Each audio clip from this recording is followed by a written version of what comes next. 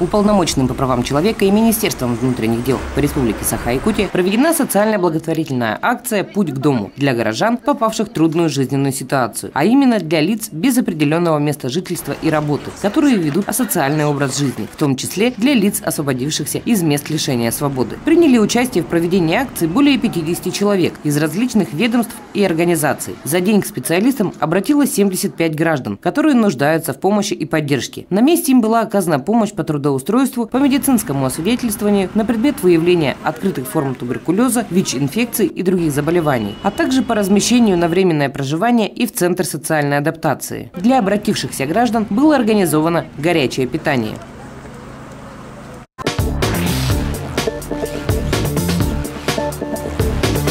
К нам обратились более 70 граждан, которые оказались в трудной жизненной ситуации. И практически более 45 сегодня смогли получить и пройти флюорографическое обследование. Из них у одного выявлен туберкулез, у троих выявлены признаки заболевания туберкулезом. И один, который уже состоит на учете, его уже, в общем-то, дальше предложили ему, и он уже согласился на дальнейшее лечение. Следующее по документам. 5 оформлены временные удостоверения. И сейчас у нас вот как раз в палатке под навесом находится гражданин, который по временному удостоверению смог уже получить свою пенсию. И он сейчас собирается в Терях, и мы его обязательно туда увезем.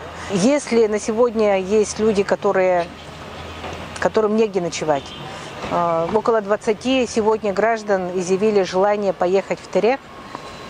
3 забрала общественная организация «Алмаз», где они пройдут первичную медицинскую, социальную реабилитацию. И при их желании, при их согласии общественная организация организовала трудовую коммуну в Кобяйском районе, в Орлахском наследии, поедут туда работать. Но это преимущественно мужчины.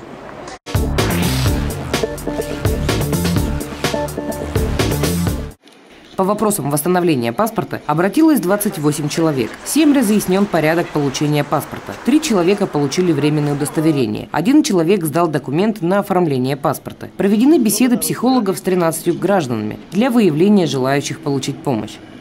Проходит акция «Путь к дому», и мы в ней участвуем. И сейчас вот хотим забрать одного человека, который попал в трудную жизненную ситуацию. Мужик, пенсионер. Ему 57 лет и хороший специалист, по его рассказам. Сейчас с ним поговорили. Вообще нормальный человек из социального статуса.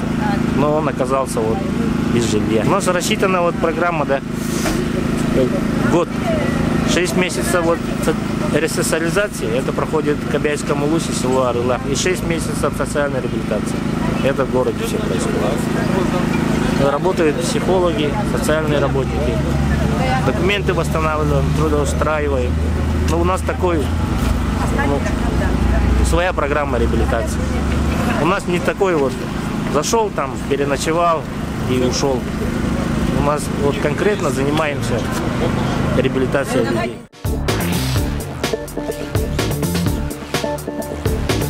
Я подошел с человеком, познакомился, и он мне помог. Что взял, так как мне жить негде. Ага, а как случилось так, что вы остались без жилья? Потому что все умерли. И вы остались один, да? Я водитель-механик. Водитель-механик я. В армии 2 года отслужил, механичил водителем. И работал мотористом. Я 40 лет отработал за рулем. У меня документы все на месте. А, документы все да, есть? Да, паспорт, все есть. Я весь документ. У вас просто сложно устроиться на работу? Или что? И жить негде, да? Работа нужна ему с проживанием. Работа с проживанием? Да, потому что мне жить негде. Я не хочу ходить под забором валяться. Я не бич. Человек я добросовестный, трудяга.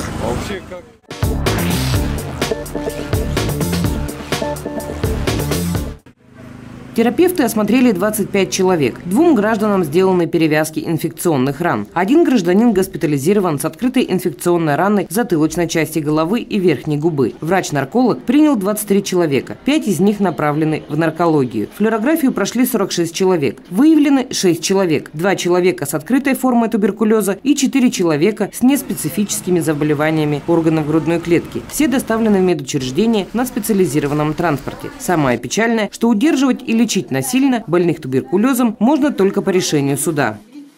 Очень большой контингент нераспознанных больных туберкулезом. И вот эта акция, которая сегодня проводится, она, конечно, поможет в этом трудном вопросе туберкулеза, распространения туберкулеза в республике, в нашем городе.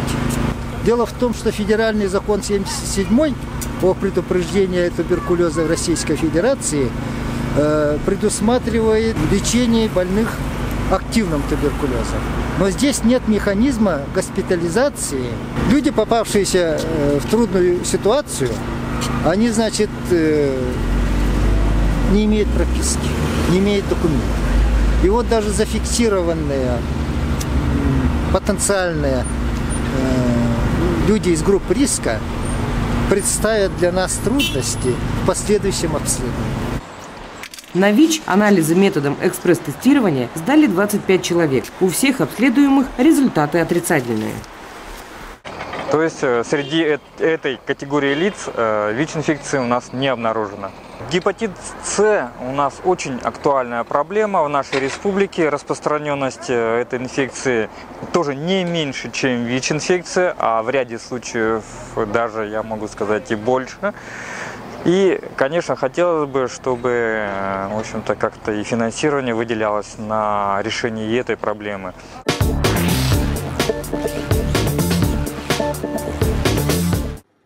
В центр Терех направлены и оформлены 13 человек. Из них 10 человек без документов. После восстановления документов предусматривается консультация в пенсионном фонде для оформления пенсии. 1 гражданин желает трудоустроиться. 1 гражданин желает пройти реабилитацию в наркологическом диспансере. Когда человеку даешь работу, даешь ему койку для жилья, даешь ему пропитание, а он потом возвращается опять на свой вид жизни, ему там больше нравится. Поэтому здесь и нужно, чтобы человеку где-то подсказать с духовной точки зрения, что человек не потерял образ. Потому что он же не живет не только для того, чтобы пропитать себя, а для того, чтобы не потерять человеческий образ. 13 человек приглашены на прием по вопросам трудоустройства к специалисту Центра занятости. Без очереди. Им будут предложены работы, такие как дворник, рабочий, разнорабочий, строитель, плотник. Городской администрации Якутска даны направления на трудоустройство 22 граждан. 5 человек в день акции были направлены в МУП-жилкомсервис для ознакомления с видами работ и приглашены в дальнейшем на трудоустройство. 5 человек приглашены на трудоустройство при содействии управы Октябрьского округа.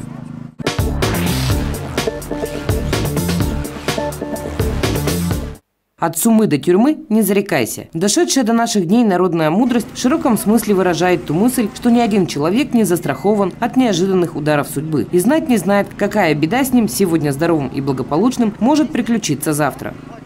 После освобождения, с лагерного освобождения, приехал сюда, квартиру продали, я остался нигде. Цели конкретной нету. Короче, вы живете одним днем, да? Лишь бы... Да. Вот вы Что правильно прожить? сейчас.